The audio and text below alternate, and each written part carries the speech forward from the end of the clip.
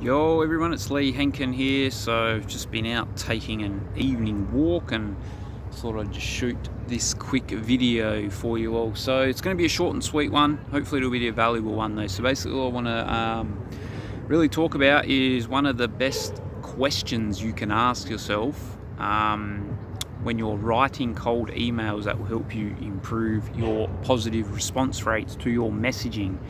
And that question is, what's in it for me? Okay, so this is a really good question to ask yourself as you sit down to write your cold email messaging, really any cold outreach messaging, to be honest.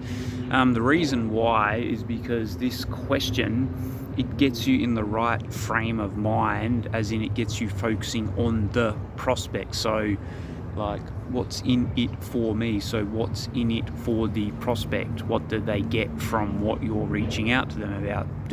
What's the benefits of that thing you're selling? What's the results it will get them once they utilize it or whatever? So that's what's a really important question to ask. What's in it for me? Because it gets you focusing on the prospect rather than focusing too much on yourself, which is pretty easy to do, I think.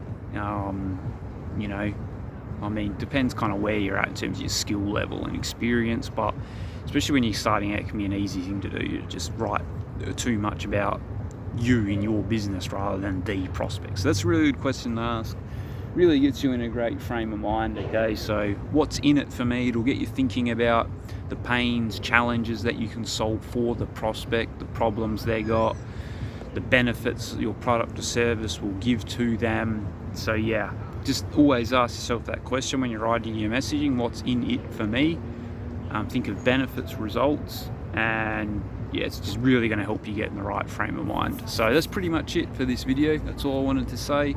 Hope it was valuable. If you're on YouTube, subscribe. If you've got any questions, let me know, drop a comment, and I'll get back to you. I'll see you on the next video.